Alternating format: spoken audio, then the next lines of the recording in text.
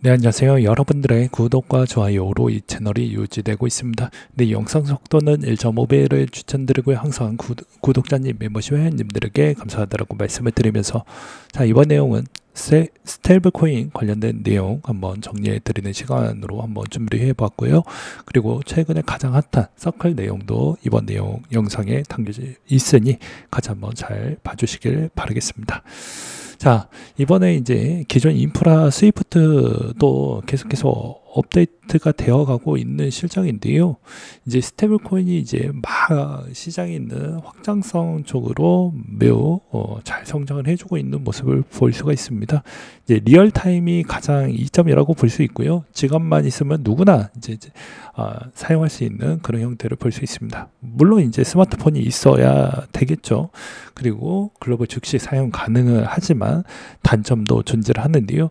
이제 세금 처리 방식이 생각보다 많이 복잡하고 이해관계도가 상당히 많이 필요하는데, 그게 법적인 테두리망에 국가 간의 대부분 세금 구축망에 대한 어느 정도 상호 관계가 좀 정리가 안 된 부분이 꽤 많이 있다, 이렇게 보시면 될 것 같습니다. 근데 이제 기존 인프라 같은 경우에는 생각보다 속도가 좀 느리고, 그 다음에 엄밀히 따지면 여러 가지 수수료 부분이 좀 더 높다 라는 점이 좀 단점이라고 볼 수는 있지만, 그래도 세금 처리 방식 이런 부분에 따른 논란의 여지가 생기지 않는다라는 점이 상당히 어찌 보면 이점이라고 볼 수가 있을 것 같습니다. 이렇게 이제 좀 간단하게 볼 수가 있을 것 같고요. 그러면 이제 서클이 이번에 상장을 했습니다. 상장했던 추이를 보게 되면 엄청나게 올라왔습니다. 거의 193%나 상승을 보여주었고요. 최고 가격대는 어마무지한 103달러대까지 올라갔던 추이를 볼 수가 있을 것 같습니다. 그러면 지금부터 이걸 접근을 하는 게 좀 좋을 거냐라고 보게 되면요, 저도 미국에 상장되었던 것을 많이는 못 봤기 때문에 이게 지금 시점에서 괜찮냐 안 괜찮냐라고 이야기하기가 좀 조심스럽다라고 볼 수는 있지만, 향후 시간이 지나고 나서 데이터가 좀 더 쌓이게 되면 그때부터 좀 관심 있게 보시는 게 맞지 않을까 싶습니다. 뒤에 가서 그 이야기도 같이 좀 풀어서 설명을 드리도록 하겠습니다. 자, 일단 서클 같은 경우에 이제 공모가의 자금 조달이 잘 이루어졌지만, 조금 이제 창업주가 생각했던 만큼은 좀 자금 조달은 좀 미비하게 되지 않았나라고 생각을 하고 있는 바가 될 것 같습니다. 이런 점은 좀 아쉽다라고 볼 수가 있을 것 같고요.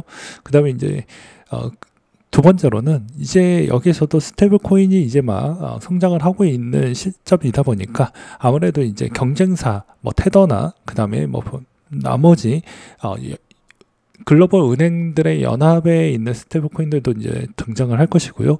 이런 부분에 대해서 서클이 가지고 있는 이점이 스테이블 코인 빼놓고 뭐가 더 있냐가 중요할 것 같습니다.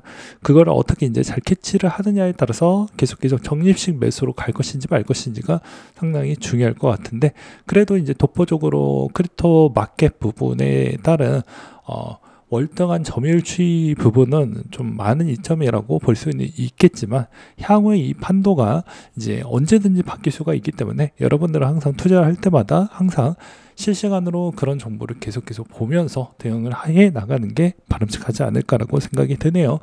이번 주간사는 JP모건하고 이제 골드만삭스 시티 공동 참여를 했고요. 티커명은 CRCL로 되어져 있습니다. 여기서도 이제 스테이블 코인 띄우기 법안도 있는데요. 지니어스 액트라고 해가지고 이것도 이제 막 계속 진행 중이고요. 그리고 이제 여기서도 블랙록, 캐시우드 등등 이 많이 섞여져 있다고 볼 수가 있습니다. 블랙록이 서클 IPO 지분의 10% 인수 추진을 하겠다고 되어져 있는데, 현실적으로 지금을 보게 되면 아직 소유권의 최대 주주의 블랙록은 보이지가 않고 있는 실정입니다. 이런 점은 아직은 추진 중이기 때문에 진행이 확정이 된 건 아니다라고 말씀을 드릴 수가 있을 것 같고요. 그 다음에 이제 스테이블 코인에 따른 구조이다 보니까 그렇게 크게 어려운 분석 추이가 할 필요성이 없습니다. 그냥 단조로운 부분이라고 볼 수가 있습니다. 담보물 제공하고 스테이블 코인 발행하고 그런 형태에 따른 이제 이 에 따른 수수료 수익 구조를 어느 정도를 맞춰서 잘 만들어낼 것이냐가 관건이라고 보실 수가 있을 것 같습니다. 그리고 이제 USDC 부분이 잘 성장을 해주면 블랙록도 거기에 따른 예치금 수익 부분에 따른 공유를 같이 받을 수가 있기 때문에 상생적 구도를 가지고 있다라는 이점이 여기서도 두 번째 포인트라고 볼 수가 있을 것 같습니다. 그 다음으로 이제 미국에 따른 스테이블 코인에 따른 여러 가지 공약들이 상당히 시장의 확장성을 좀 가지고 있다라고 볼 수가 있을 것 같은데요. 여기에서도 이미 이제 비트코인의 주류에 편입이 됐고 지금의 5천만 명 정도가 이용을 하고 있는데 이게 향후 1억 명까지도 늘어날 가능성은 존재한다라고 볼 수가 있습니다. 그리고 정부가 비트코인 추가 매입 부분도 여전히 각 주마다 진행을 해주고 있는 실정이고요. 전략 비축자산에 관련된 내용이라고 볼 수가 있지만 아직 뚜렷한 내용이 공개되지 않았기 때문에 이런 점은 아직 뭐 선별적 호재 부분을 반영을 했다 이렇게 보는 것보다 계속해서 확인하면서 팩트 체크를 해보는 방향으로 가는 게 바람직할 것 같다라고 말씀을 드릴 수가 있을 것 같습니다. 그리고 이제 401K에서도 여기서도 계속 매입이 들어간다고 하지만 실질적으로 401K 안에 지수 안에 또 매입비가 들어가는 형태이다 보니까 이게 이제 어떻게 해석을 하느냐에 따라서 좀 달라질 수는 있지만 이제 ETF도 생기고 개별 기업이 그냥 다이렉트로 매입하는 그런 형태도 생겼기 때문에 엄밀히 따지면 이게 이제 간접적인 투자가 같이 병행되면서 매입이 되는 형태이다 보니까 이게 뭐 나쁘다 이렇게 보기에는 좀 어려울 것 같습니다. 그래서 이것도 엄밀히 따지면 약간의 이제 말장난이 조금은 들어갈 수도 있다라고 볼 수는 있지만 그래도 뭐 내용 정리를 좀 다시 해야 된다라고 치면 402K 안에서는 여전히 이제 매입 가능성이 이제 매입을 할 수 있을 만한 가능성이 아니고 그냥 매입을 할 수 있는 형태가 되었다라고 보는 게 전 맞다라고 보는 입장입니다. 그리고 실질적으로 이제 서클과 테더 부분에 따른 비중은 좀 볼 수가 있을 것 같은데요. 서클과 테더에 따른 비중은 계속 성장을 해주고 있는 실적이지만 테더는 21년도에 이제 여러분들이 아실 내용 부분이 있을 수도 있지만 이제 모르시는 분들에 이제 한해서 다시 이야기를 좀 드린다고 하면 테더는 불투명성에 따른 위험성이 한 번은 겪었습니다. 그게 21년도에서 22년도 때 이제 보유자산 부분에 따른 자산에 중국계 부동산 회사 CPE 어음 부분에 따른 흔들림이 좀 있었죠. 그리고 이제 23년도에는 USDC 서클 부분에 따른 실리콘뱅크의 은행 SVB가 파산이 되면서 여기에다가 돈을 맡겨놨는데 이거에 따른 영향성으로 인해서 좀 많은 흔들림이 또 있기도 했습니다. 그거에 따른 수혜가 오히려 이제 비트 쪽으로 좀 많이 흘러갔다 이렇게 볼 수가 있었고 그로 인해서 오히려 좀 재미난 현상이 좀 일어나기도 했습니다. 그렇기 때문에 이제 과거에 있었던 그런 위험 리스크를 앞으로도 계속 지속을 할 것이냐에 따른 추이는 이제 스테이블 코인을 가지고 있는 회사가 이제 수익성을 어떻게 계속 더 올리려고 하며 위험자산 노출도를 어디까지 가져갈 거냐. 그러니까 내가 갖고 있는 담보 준비금을 어떤 구성 체계로 계속 가져갈 거냐가 관건이 될 것 같습니다. 이 점도 계속해서 확인이 필요하다라고 저는 보는 입장이고요. 그리고 이제 향후에 스테이블코인 시장은 28년도 때까지 2조 달러까지 성장이 가능하다라고 생각을 하고 있는 바가 될 것 같습니다. 여기서 이제 주로 많은 이야기가 나오는 이유 중에 하나는 뭐가 있을 것 같냐면요. 말 그대로 이제 CBDC가 등장을 하고요. 그 다음에 여기서 스테이블 코인 부분이 있는데 지금은 오히려 이쪽 방향보다 이쪽 방향 추이도 같이 그냥 동반 성장을 해주고 있는 실정이다라고 보는 게 맞을 것 같습니다. CBDC 같은 경우에는 오히려 이제 어떻게 보면 통화 비중이 좀 낮은 주도권 통화 비중이 낮았던 쪽에서 대부분 이제 CBDC를 많이 하려고 하는 움직임이 많이 보여지는데 미국 같은 경우에는 이제 CBDC 할 필요 없이 애초에 그냥 자유도를 높은 스테이블 코인 쪽으로 그냥 방향성을 잡고 진행을 하려고 하는 모습을 볼 수가 있기 때문입니다.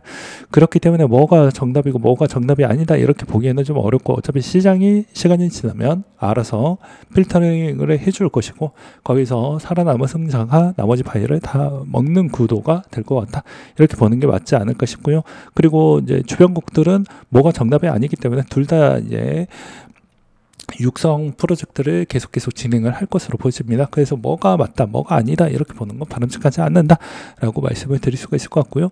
그 다음에 현재 서클사에 따른 부채 수준이나 이런 이자 보상 비중 추이는 여전히 걱정할 수준은 없습니다. 아주 양호한 상태를 볼 수가 있지만 매번 좋은 이야기보다는 오히려 좋은 이야기는 굳이 들을 필요성은 전 없다라고 보는 입장입니다. 오히려 안 좋은 이야기와 아쉬운 부분이 뭐가 있느냐가 제일 중요할 거라고 볼 수가 있을 것 같은데요. 기존에 이제 서클의 IPO 부분이 진행이 되고 나서 크게 네 가지로 분류에 따른 위험 요소가 있다고 하는데, 이제 단기 구체의 보유 비중에 따른 수익성을 창출을 해서 이제 단기 구체에 따른 이자를 계속 받아서 수익성을 가지고 가고 있는데, 과연 이제 장기 구체 부분에 따른 위험 리스크도 여전히 존재를 한다라고 저는 보는 입장입니다. 이 말은 정책적인 요소에 따른 개입으로 인해서 네가 정치적인 개입으로 인해서 장기 구체도 너희들도 일정 매입을 해야 된다라는 이야기도 중간에 나올 수도 있기 때문에 이런 점을 좀 정책적 기반의 위험 리스크로 저는 보는 입장이고요.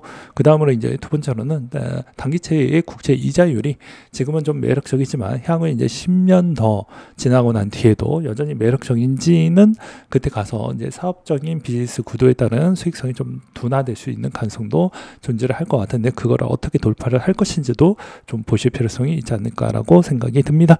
그 다음에 이제 스테이블 코인에 따른 추이에서도 여러 가지 경쟁사들이 또 있는데요. 뭐 대규모에 있는 기업들 말고도 이제 중간 라인에 있는 미들 라인에서 블록이나 페이팔 같은 경우도 좀 보실 필요성이 있을 것 같은데, 이제 여기에서도 이제 페이팔은 스테이블 코인을 출시를 했고, 블록도 이제 비슷한 비트코인 캐시앱을 통해 가지고 비즈니스를 계속 진행을 하고 있는 실정입니다. 특히나 이제 캐시앱 같은 경우에는 수익성을 계속 잘 만들어 나가고 있는 모습을 볼 수가 있기 때문에 이런 점은 상당한 이점이 가지고 있다고 볼 수가 있을 것 같습니다.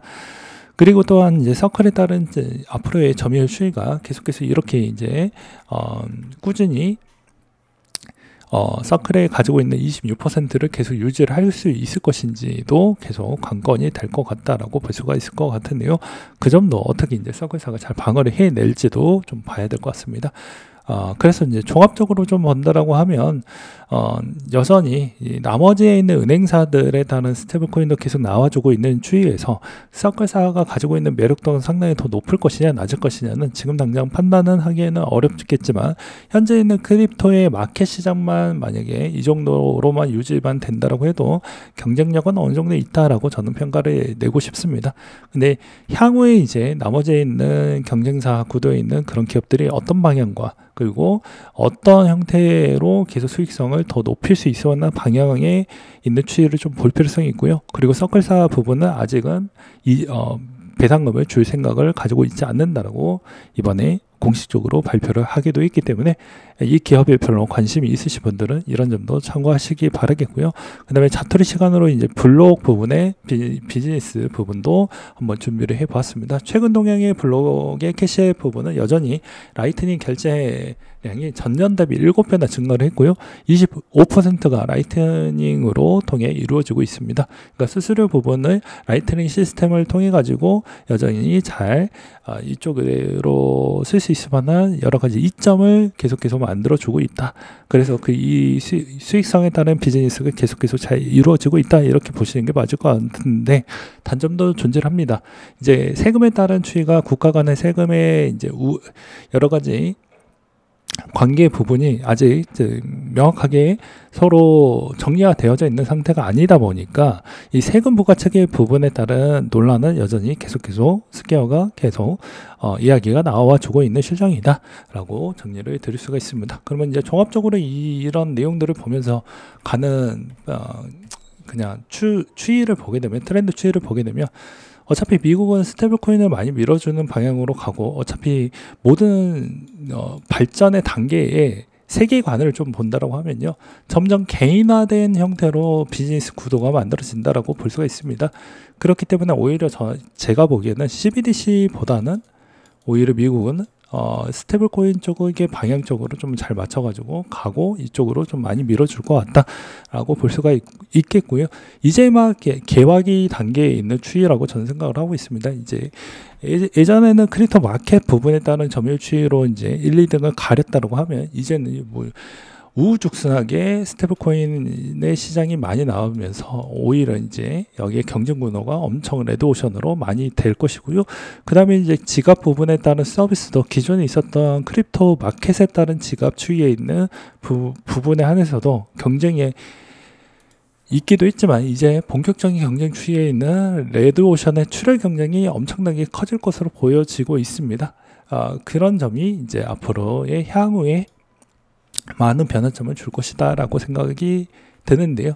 그때 이제 서클 부분이 어느 정도 잘 멍청하게 행동하지 않고 좀 더 어떻게 보면 수익성과 그 다음에 여러 가지 시장의 확장성을 잘 가져갈 수 있을 만한 모델링을 계속 새롭게実施를 하면서 이제 잘 성장만 해준다라고 하면 크게 나쁘지는 않을 것 같다라고 생각이 듭니다.